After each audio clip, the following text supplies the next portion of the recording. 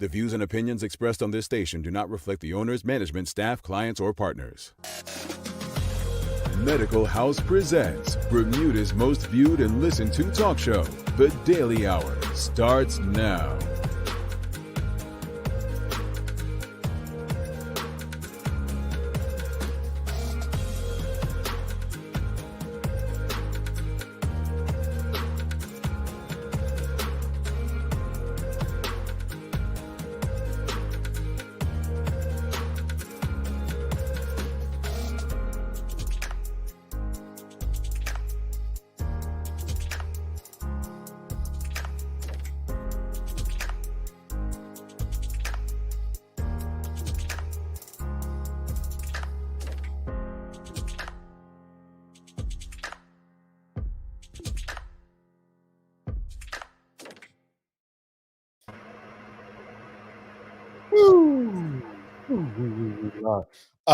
Wow. Okay. Well, it's Wednesday, the 7th day of October.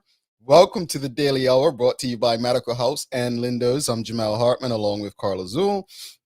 Thanks for making us part of your daily routine.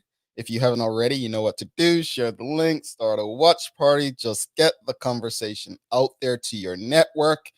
We have another good one for you today. As stated yesterday, this week's mental health we're focusing on. And so we'll have LeeAnn Simmons, who's a professional counselor, along with Gwendolyn Query, who focuses on early childhood. So we'll be discussing early childhood and school-aged mental health today. The daily play is a read it, don't sing it. So Carla will be guessing, not singing a song. Let's just hope that she goes according to script, because you know how this can be at times. Can't promise nothing. Oh my, what was that? Thought I heard a cat or something. So look, let's check this out, folks. So hot button conversations going on. By the way, start sharing the conversation. You want to get these conversations out there, because I'm telling you, they get better and better, and you don't want to be the only one with the info. Let's just use it as in school. If you were in class, right, and you don't help your classmates, they're gonna try to cheat off you, and you know what happens when you get caught cheating, right? Everybody gets in trouble, even you, the person who's being cheated on. So get the conversation out there. So look, Carla, in the news, right? Bermudians are upset about a few things. They're upset about the sale of Belco, right? And then they're upset about this concession at the airport. But then I don't think they're upset. They're a bit bewildered by Mr. Craig Cannonier.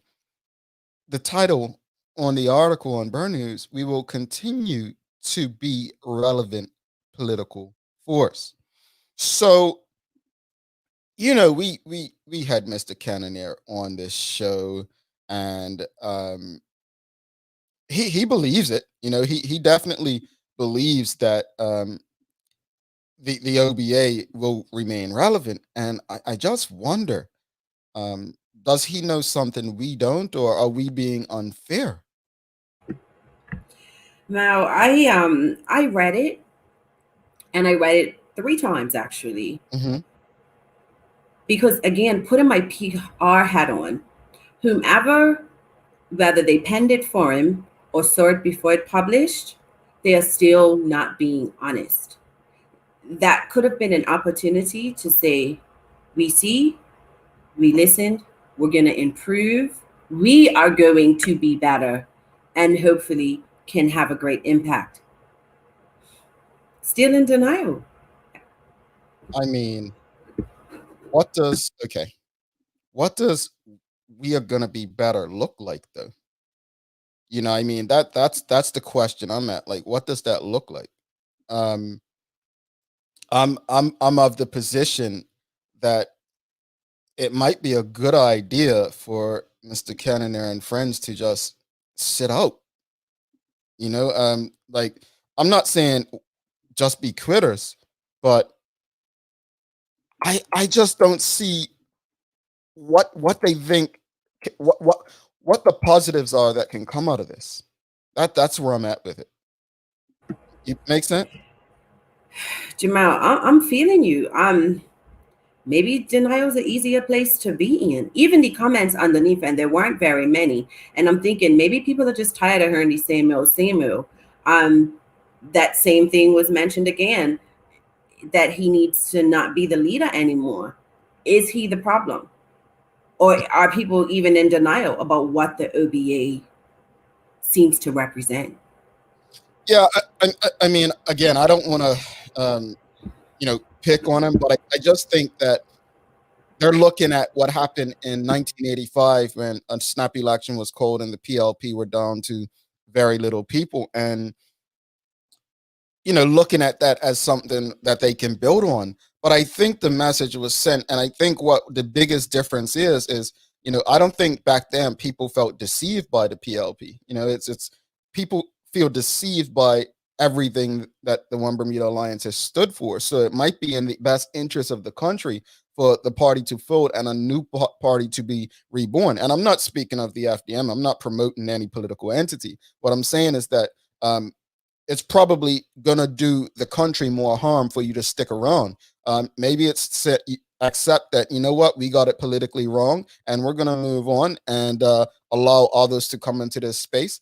Because at the end of the day, you saw with the Free Democratic Alliance, Free Democratic Movement, that, and Mark being said it, they kind of eliminated the race argument. And not saying that racism doesn't exist, but what they mean by that is that they turned the conversation and it had to reflect more substance and what we done and what our plan is to do for the people. So it's honestly, I don't know.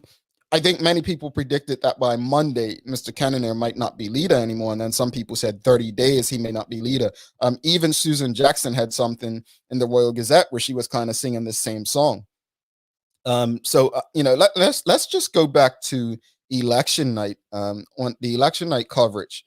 And I'm going to share what Mr. Kenner said that night so people can have an idea of, it wasn't, because I remember that night people were, it might have been you, Carla, saying, well, maybe he just feels this way right now because defeat. And over 3 days, it doesn't seem like anything's changed. This is about rebuilding. This is not about packing it in. I certainly believe that FDM, certainly in a short period of time, did make some inroads. It was quite exciting about that. And I think that what Bermuda is telling us is that they're frustrated with the system that we do have. So we now need to start looking at what is the next thing on the horizon politically. If you take a look at the turnout, it was dismally low. That means that the OBA also played a role in that. I'm not denying that the OBA did not play a role in that, but I do know where we are. Where we are right now is rebuilding the party. That's what we are doing. And with the many new faces that we do have, I believe that with time, which is what we're looking for now. The election has been called. It was called early. I mean, I'm not going to discredit the fact that the premier called it early, or that I'm disparaging that he called a snap election. What I'm saying is that this is about rebuilding, and I'm not in any way prepared to give up on the OBA, just like people were not willing to give up on the PLP when they went down to 7. All right, and that was from our election night coverage. That was the most watched and listened to in Bermuda. So thank you again for everyone for that. But Mr. Cannonair, again, that night, I believe, Carla, you were like, maybe he feels that way now, and he'll feel different. And if that article yesterday is anything to go on, I just don't. I think there's a different reality that they're facing than the normal person. Look at Talent Clark says it best. At this point, they need to be quitters in order to remain relevant. They must relinquish all things UBP. I think that's it, and they're not getting that. But Mal, if that's how if that's a genuine feeling, then I think the OBA as a whole does not have real friends. Because you, as my friend, I'm gonna say to you, listen, we need to have an honest conversation and ABC. And I refuse to believe that there's no one within that circle who has said that, whether it's someone outside of the circle or someone within. So at this point, what's that old time saying? Those who shall not hear shall what? They will feel. Charles Jeffers says statements like that is what got them beat in 2017 in a flogging last week. They're out of touch with the people, including their own supporters. Um, yeah, it's bad. And Carla makes a point, and not to add any more humor to it, but about them having friends. It reminds me of those people that used to go on American Idol and they thought they were good singers.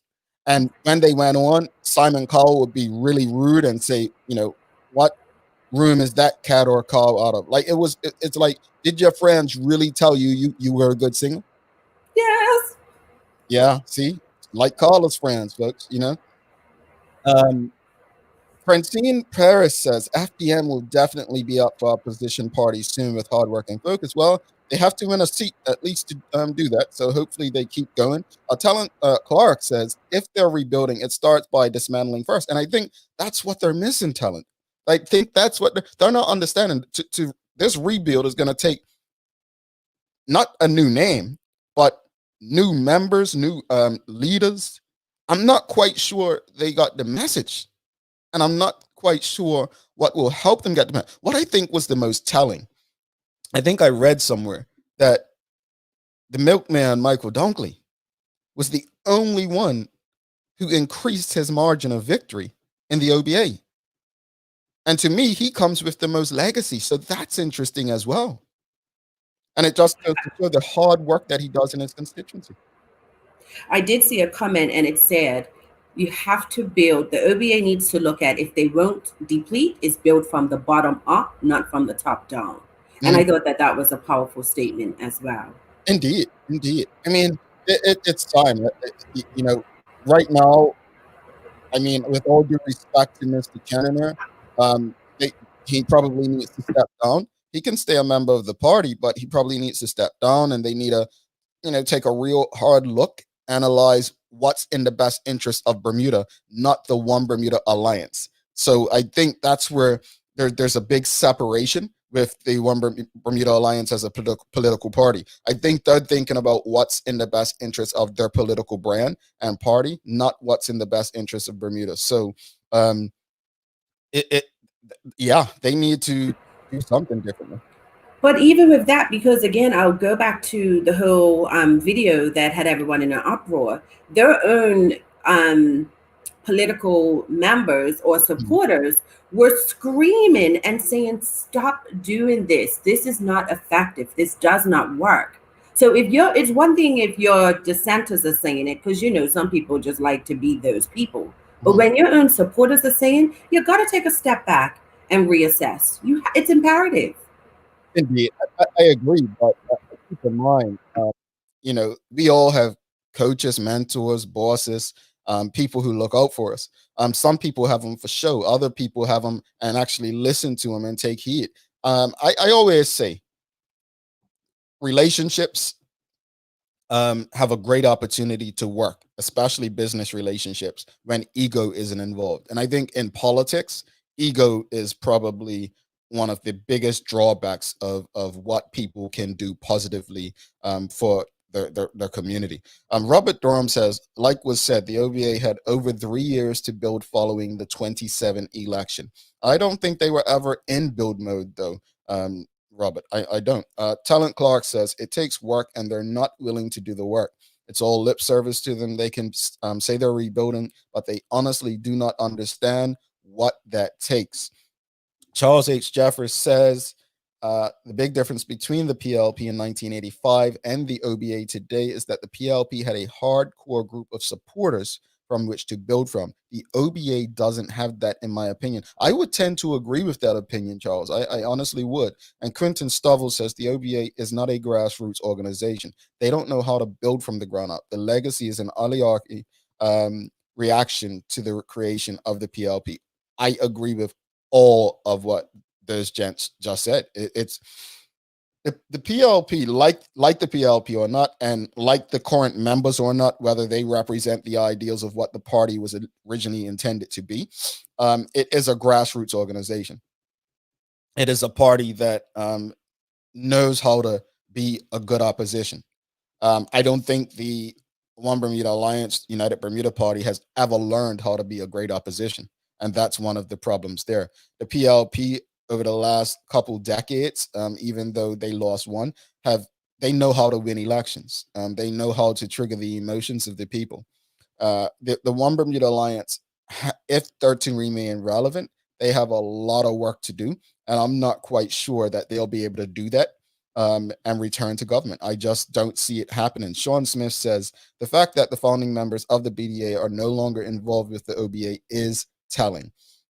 Well, I mean, Craig Cannonier is still there. That's one.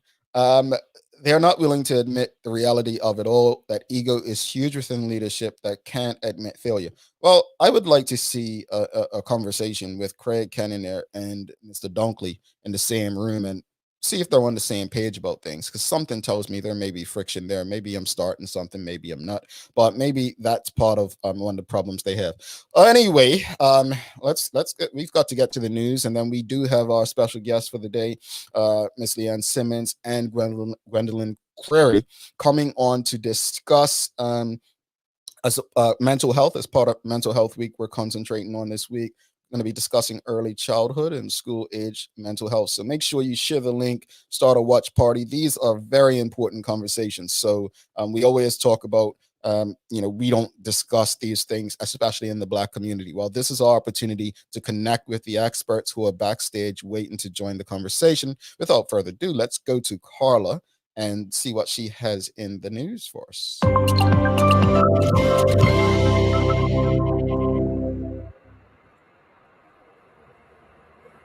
On the afternoon of October 3rd, a member of the public contacted police to report the discovery of a firearm near a private dock in the area of Harbor Road in Warwick.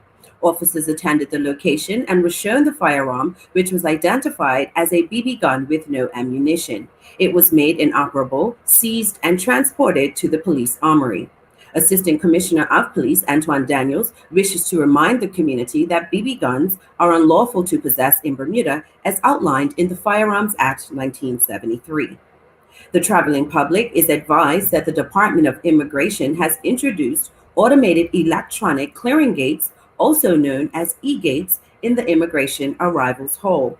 The department has launched a pilot of the e-gates at the LF Wade International Terminal at the LF Wade terminal yesterday, and will initially be extended to persons in the following categories: Bermudians, spouses of Bermudians, deemed children, permanent residents, and children in either of the aforementioned categories, age 15 and older. Immigration staff will be on hand at the airport to assist passengers interested in participating in the pilot program. Meanwhile, shortly before 2 a.m. yesterday, police received reports of a stabbing incident inside the Royal Naval Dockyard in Sandys. Upon arrival, officers observed a young man lying on his back at the entrance to Snorkel Park and bleeding from a stab wound to his chest. The victim was conscious and breathing. He was conveyed via ambulance to King Edward VII Memorial Hospital for treatment to his injury, which was determined to be non-life-threatening.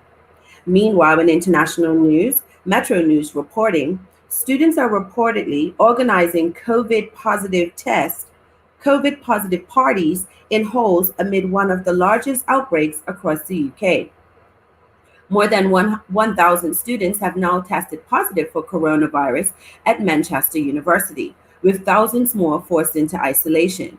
The uni's Fallowfield campus, home to Manchester's biggest concentration of first-year students, has become a COVID-19 hotspot, with cases rising every day.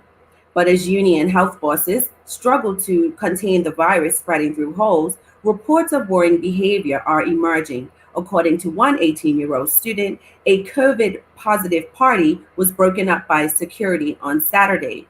The freshman saying that the only way to get into the party is if you tested positive for COVID-19. Wow. Bathtub Day encourages people to immerse themselves inside of their bathtubs and truly relax. After all, is there any better way to unwind? Did you know that there are actually a lot of benefits that are associated with taking a bath? Taking a bath can help soothe your joints and muscles.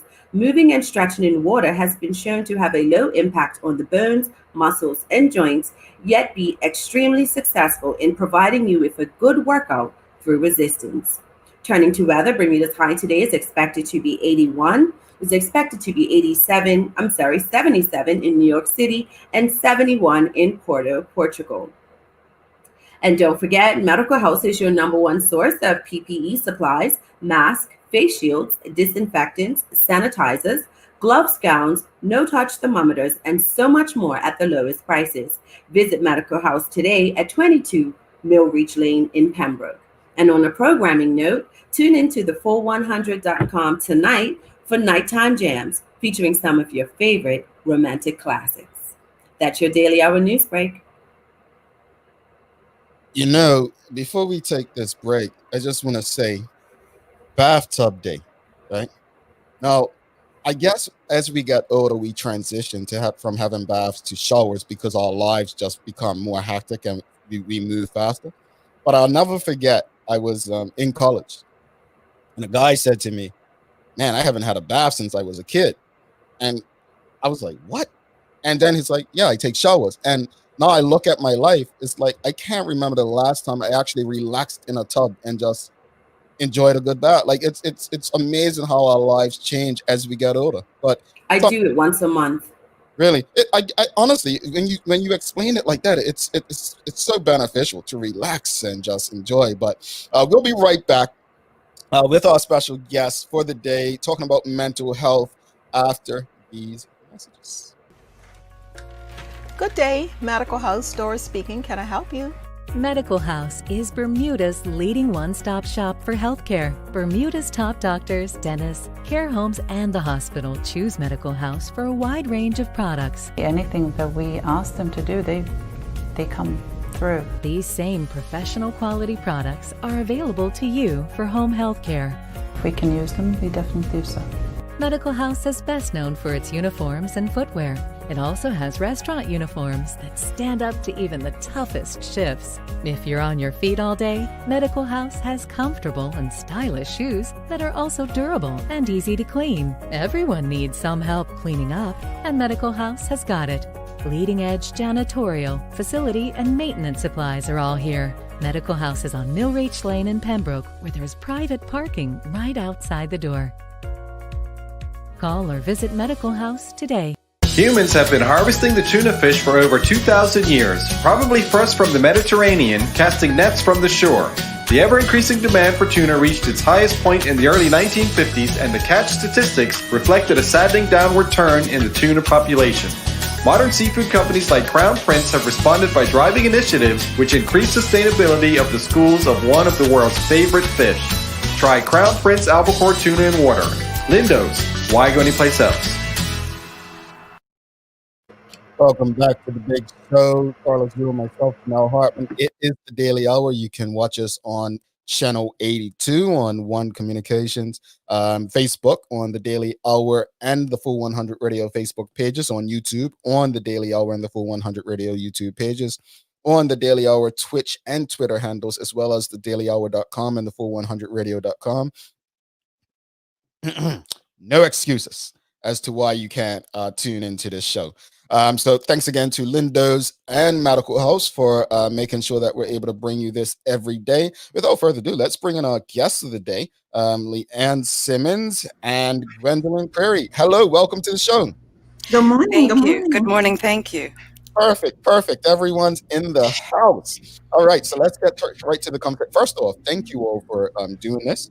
And we've had various conversations since we've started this show back in May, and people have made comments on occasion saying how important mental health is and how we don't speak about it enough. So really appreciate you all taking the time to do this. Let's get right to it, though. To you, Ms. Prairie, what are some of the most common causes for childhood mental health challenges? Would you believe the adults that take care of them? Really? Yes.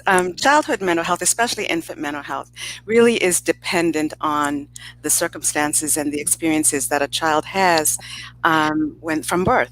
So if they have a very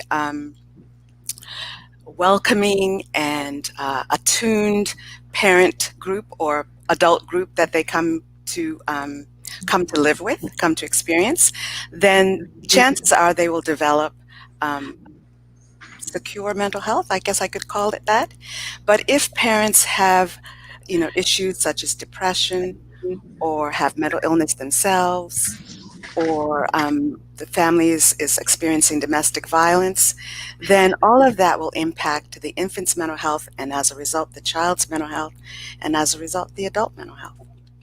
So really the best way to prevent infant and early childhood mental health issues is to be a healthy parent or a healthy caregiver. Interesting.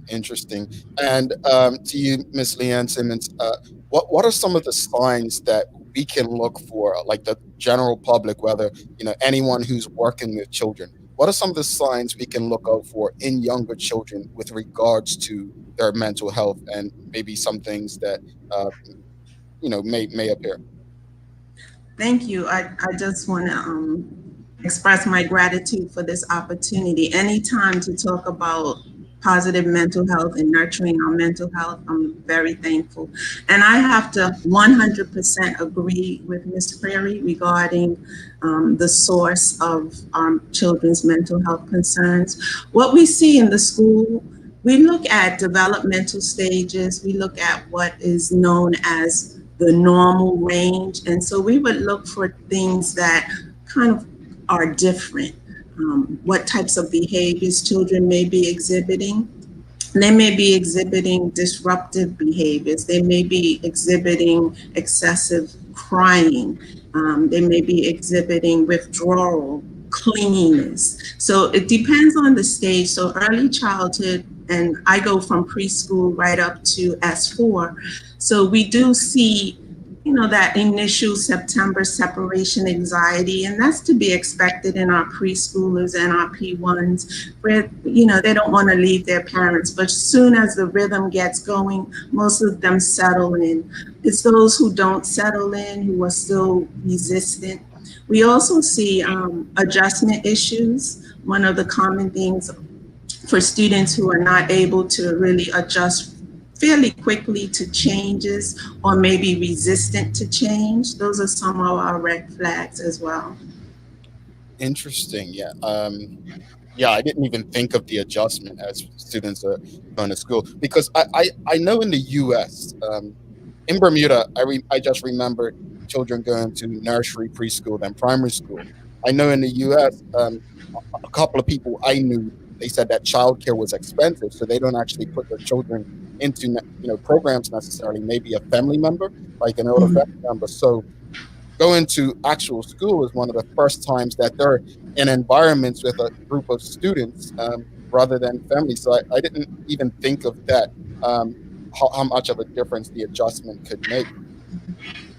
And adjusting to structure, and we do see the difference from students who have gone to nursery schools versus those who have been at home, because those who have been at home, it will be an adjustment around rules, how we interact. Some of them may have some social skills issues, so we do see the difference. Okay. And this question's for both of you. Why is it so important to catch and deal with the mental challenges at such a young age? I'll go first if you don't mind. Simply because one of the things that one of the labels I give myself is infant and early childhood mental health therapist and consultant. And the reason that I use that title is because I really want people to understand that mental health is important from the day the baby is born. In fact, it's important from the time that the parent is pregnant. Because as I said earlier, the atmosphere or the experience that the child is born into sets the stage for what the mental health will be. And because children make meaning from their experiences, and we've learned from research that children make meaning very, very early in life, like from the day that they from the day that they come out of the womb. So in making meaning, they make meaning out of their experiences. So if they have an experience with a caregiver that is present to them, that is able to give them what we call serve and return kind of experiences. In other words, they make a gesture, the parent makes a gesture back, so that it's sort of like a volleyball or a tennis match. So long as that can be established, and established with quantity and quality, then the child will, as I said, have more of a stage for mental health, good mental health. And so it's important, because even though at school they pick children up 4 or 5, in preschool at 4, and in primary school at 5 or 6, the child's trajectory for mental health is already set from birth to 4. So it's really, really important that we get to parents from birth, because they really do, they and the caregivers that they choose, set the stage for the child's mental health and how that child will be able to cope in school. LeeAnn mentioned separation anxiety. Some separation anxiety can be avoided just by a secure attachment with a parent or caregiver. So if a child feels very secure with their parent, then they're more likely and more willing to go out and explore. And that's what you want to see when children are entering school, whether it be preschool or primary school. So I say all that to say that mental health really starts from the very get-go, from the parent's intention and the parent's ability to be present with the child. Ms. Simmons? Absolutely, and I have the same thoughts as Ms. Query. Even prior to conception, what are the parents, both male and female, bringing to the relationship, bringing to the whole conception process? Was the conception mutual? Was it in a loving way? It's just so many things that were happening before this baby was even conceived that is put onto this child. And if the parents are having their own difficulties, there's research around genetic predisposition to things like schizophrenia. So it's a lot of what the parents are bringing to the conception of the child. I will also say, when I was studying, and I still have this battle, there was always the nature versus nurture positions. And that means for nature, what your genetic composition is bringing to you, and nurture, how you're being raised in your environment. And it's something to say for both of those. Also now there's a lot of attention being placed on adverse childhood experiences known as ACEs, and certain things in a child's life, witnessing domestic violence, having abusive parents, traumatic events, all of those things. Through some studies, they've shown that those things impact their physical health. And that's why it's so important not to separate mental and physical health, because they are so intertwined. And so what we're seeing is, we're seeing things that happen in a child's life, the nurture and their genetic predisposition, their nature, that's just sometimes a time bomb. And the way children respond to these things, especially younger children when they don't necessarily have the vocabulary and the experience. So they're going to demonstrate what they're feeling through their behavior. And so all of those things together, their experience, what they're witnessing, their environments, that's what impacts their mental health and their physical health. And we see it in schools. So of course, school is about academic success. And when a child is not having academic success, we need to find out why. And some of that why is learning difficulties, learning challenges. And some of that why is socio-emotional family issues. Ladies, recently I was reading an article which stated that 70% of mental health disorders in children often go undetected. If that's correct, what can be done to improve detection in the schools instead of just saying, oh, so and so is just so ill behaved? I know for the Bermuda public school system, we are implementing the multi-tiered system of supports, and that is looking at different tiers. So tier 1 would be services that all of our students get. And we are currently in the stages of identifying a behavior screener. So that screening process all of our students will go through. So that's kind of an initial detection mechanism. And so I'm looking forward to us being able to do that. We do have something called a P1 screening, but we don't necessarily get the type of information that we need that would help identify some of those issues. And then we also have to do a better job of connecting with our parents so that when they come in for their P1 screening, and I encourage all of those P1 parents who are listening to please make your appointment with your school counselor, because those meetings are really crucial in getting the information of what happened prior to them enrolling in our system. So if we can do a better job of connecting with parents, making them feel at ease where they can share some of those experiences, I think that would help a lot in our screening process. Now, as we all know, since 2009, there have been... Real quickly, Ms. Prairie, did you want to respond to Carla's question as well? Again, from my perspective, the way to identify mental health issues in young children, especially young children under 5, is really in their behaviors, in the quality of the relationship that they have with their parents. So what we can see in babies is that if there's an insecure attachment or a not so secure attachment, you would see that in how they respond to strangers. Often we think of stranger anxiety, but if children don't feel safe with their parents, they might go to a stranger because they don't necessarily feel safe with anyone. So they're looking for an adult to feel safe with, and that could be a perfect stranger. So I say all that to say that it comes in the behavior. You'll notice it, you'll see it in the behavior, and usually the behavior when the parents are around, because depending on how children relate to their parents will give you an indication of how present that parent is, how that parent is able to facilitate good mental health for that child. Interesting.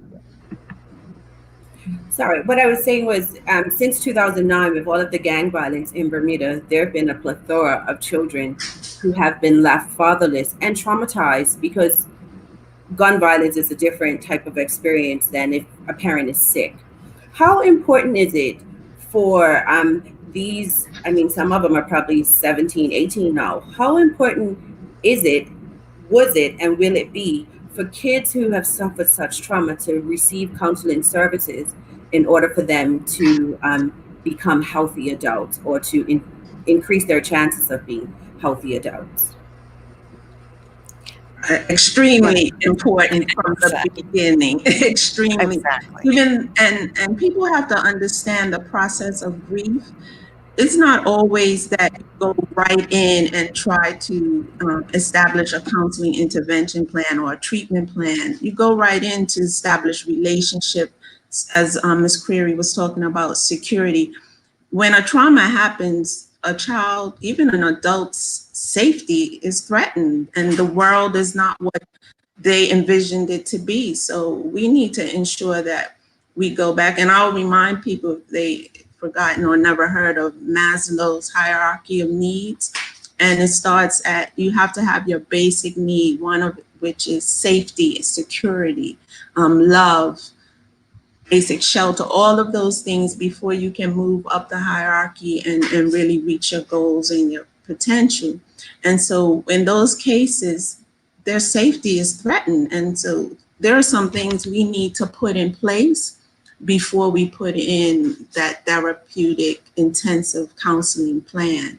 So it's definitely important that right away we look at what the student needs or what the young person needs to become safe and ready to re-engage. There's some readiness that needs to happen before the intensive therapy.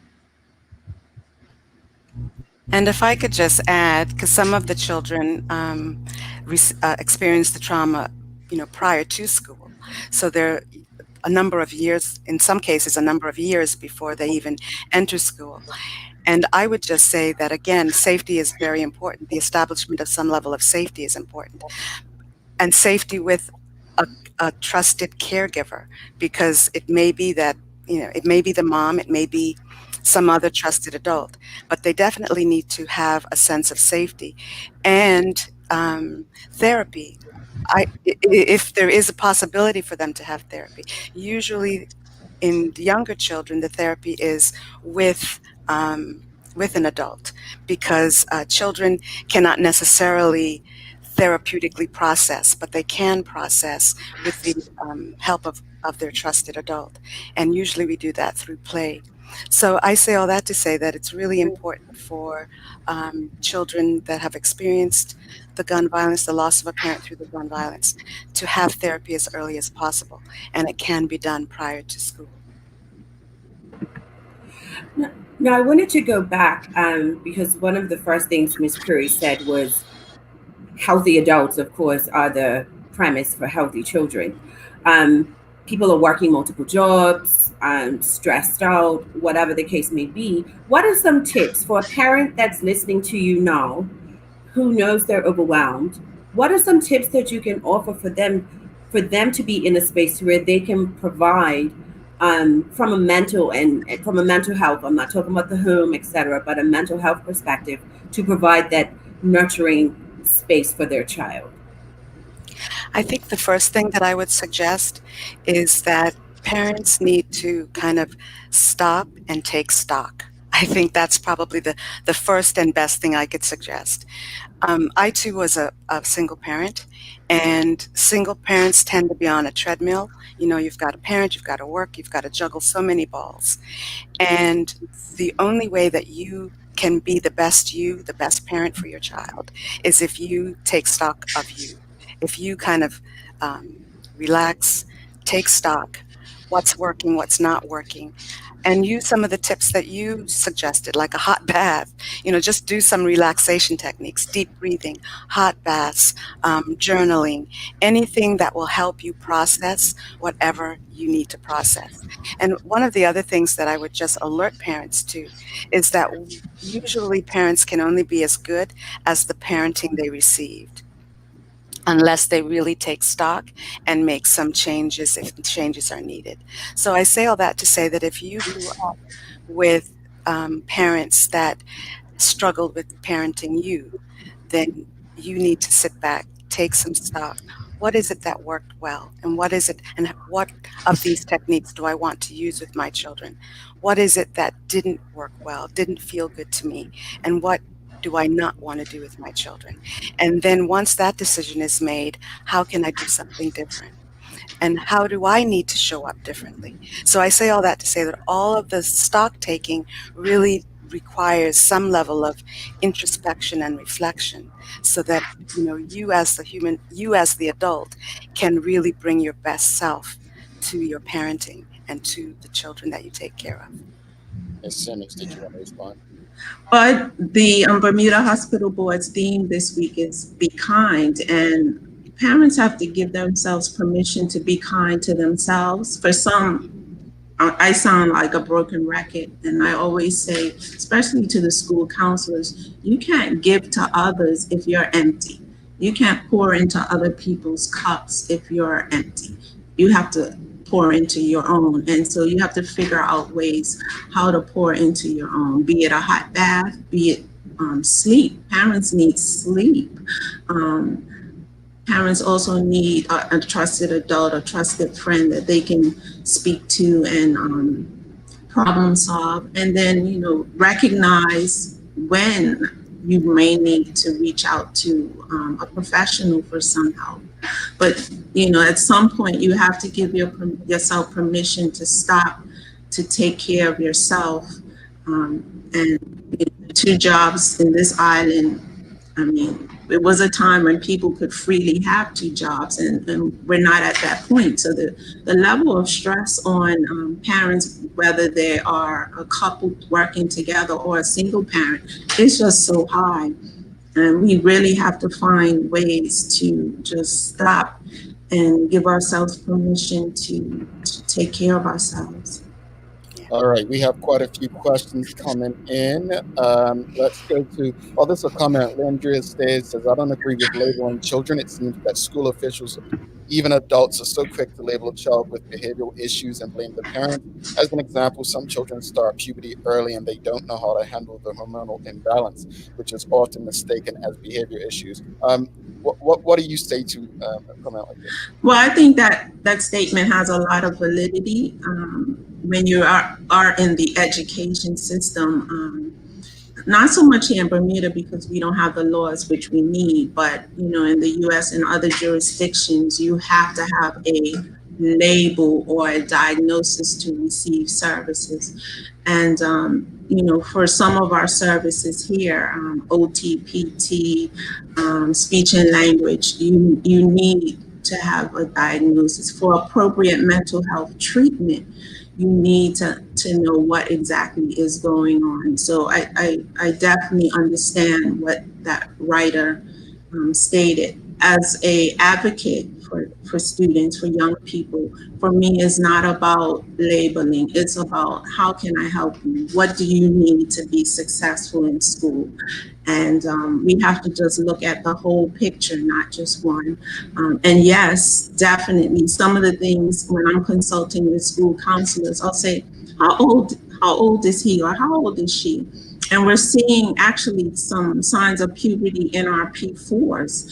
And so that's a question that I really ask, and I ask school staff to consider, developmental stages. We know that our middle schoolers, they are all about their friends, and things happen with friends and they feel life is awful and over. So we definitely have to consider developmental stages, what's happening physically. So yeah, I agree with some of that. Got it. A lot of comments and questions coming in. We have Tamara Richardson. So what are the avenues for parents with concerns, or more important, concerned relatives, to raise the concerns in a healthy, non-punitive way? Any takers? I'm not sure if I fully understand the question. Can somebody translate it for me? Avenues for parents with concerns. About young people with health issues. I guess I think what she means without reporting it to Child and Family Services, for example. Yeah, without making a big stink of it, I would say. I would always say it's back to, and Ms. Query mentioned this many times, relationships. What type of relationships are you building with your friends and your family members? It's quite easily to offer advice or suggestions when you've built a really healthy, strong relationship with your friends and family members. But if the relationship is strained and the person is not going to receive it, if they always feel that they've been judged or picked on or ostracized, they're not going to receive anything that you have to say. So it's going back to building relationships, building community. We didn't always have DCFS. So how did we deal with, things in our families? We supported each other. We looked after each other. We looked after the community. And my mom tells me stories about growing up on Roberts Avenue and how, they looked after each other. By the time her dad came home, he knew everything about what the children had done. So we really have to look at rebuilding relationships. That's my opinion, before we give advice.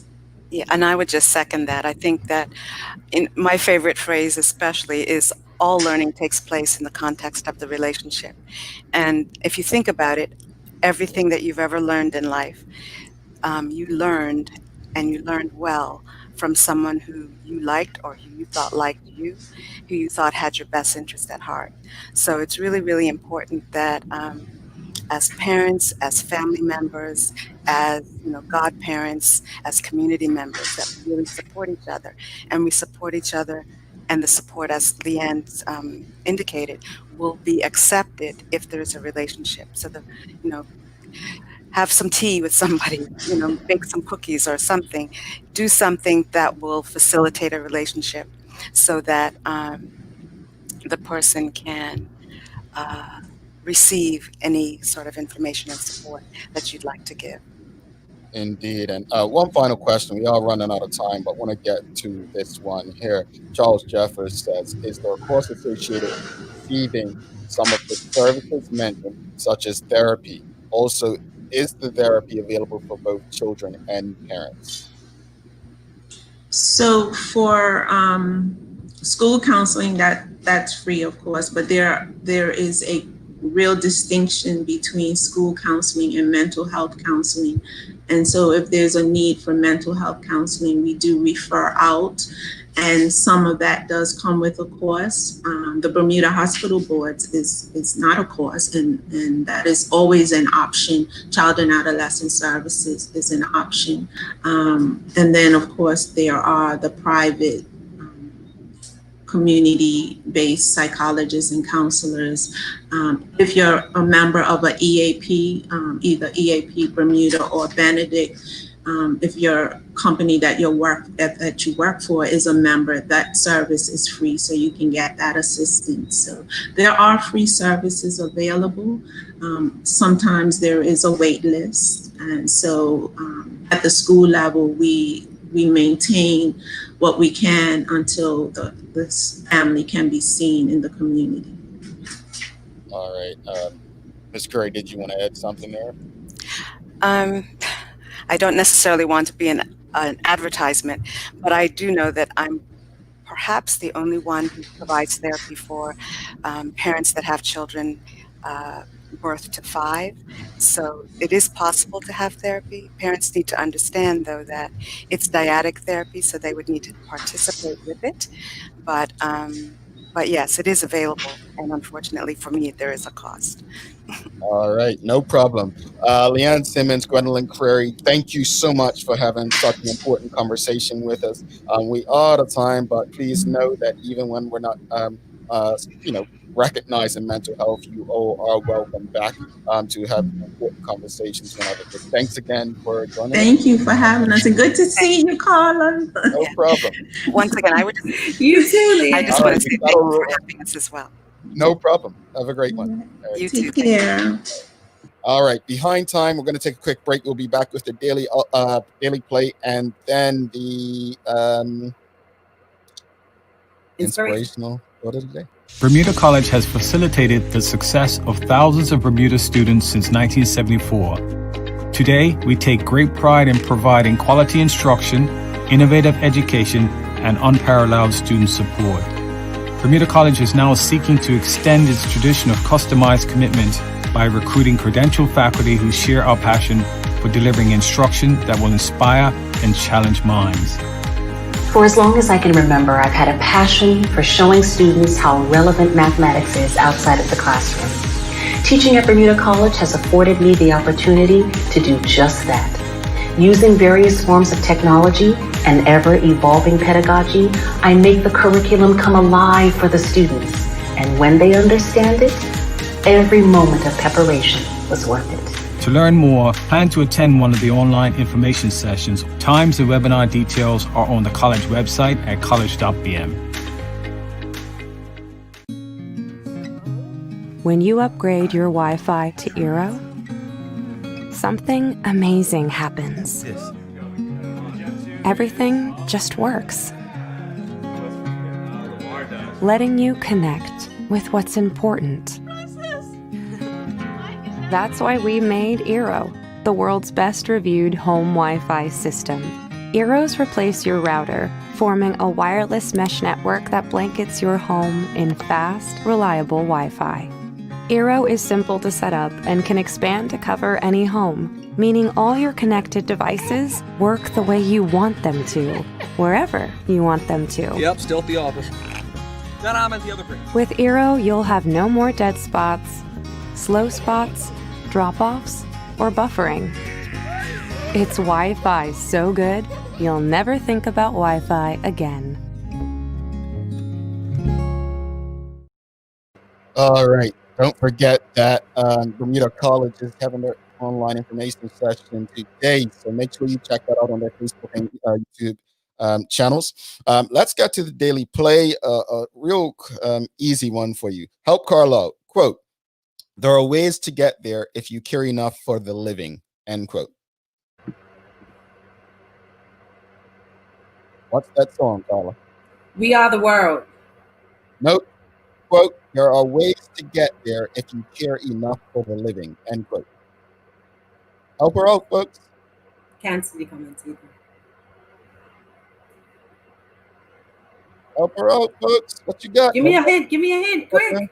Well, you're close with We Are the World.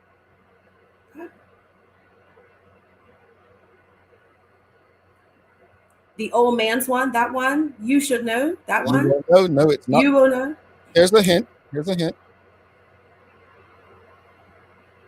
I was thinking Michael Jackson. Oh, is he the? Oh, it's not Man in the Mirror. It's the other one. They don't really care about us. That one, right? That one. I'll give you one more. I'll read it one more time. Quote, there are ways to get there if you care enough for the living. Oh, We Are the World. No, you said that. I did that. No, Michael Jackson. Nah. It's not Man in the Mirror. It's not They Don't Give a Damn About Us. It's not that song. It's right in your face if you look at the screen. Oh, what is that? I don't know what that song is. Heal the world. Oh. Better place for you and for me. Actually, I'm glad you don't know this one. That means we didn't have to hear you singing. I could do a remix, you know. No need. Heal the World was the song today, folks. Thank you, everyone who participated that tried to help Carla. Unfortunately, her A game, she left at home today. What you got for inspiration, Carla? I don't regret my past. I just regret the time I've wasted on the wrong people. Wiz Khalifa. All right, check the Wiz man out there doing his thing. It's okay to regret, though, like I said yesterday. But hey, yeah, good show today. I appreciate it. I'm not sure what's happening with why we can't. Facebook's not showing the faces of our beautiful guests, but sorry I wasn't able to get to everything. When we have two guests, it's sometimes like that. But thank you all for your contributions and. With such a conversation, these conversations are important, and I think it's important for us to not go in them and come out of them as winners or losers, but that we learn from them and become better people from these situations. Any final words, Carla? When you ask someone how they're doing, take a second to literally listen to them. That's if you care. But anyway, yeah, I agree. That's my point. I mean, but still, I gotta care. I mean, sometimes it's just conversation. Can't make any apologies about that. But on a real, folks, don't forget, tomorrow we will have the another guest for mental health about adulthood, Kathy Souza and friends. We will be talking about that. Friday, it looks like we'll have MP Christopher Famous joining us to talk about, the PLP going forward with this big advantage and what we can expect. Next week, looks like we have another good week planned for you, so stay tuned for what's to come. Don't forget, download the app for 100 Radios, follow us and subscribe to the Daily Hour channel, and continue to share these important conversations that our community does not necessarily know they need. On that note, we appreciate you, we love you, and we thank you for making us part of your daily routine. If all goes well, we'll be back to do this again with you tomorrow. Thanks for tuning in to the Daily Hour, brought to you by Medical House.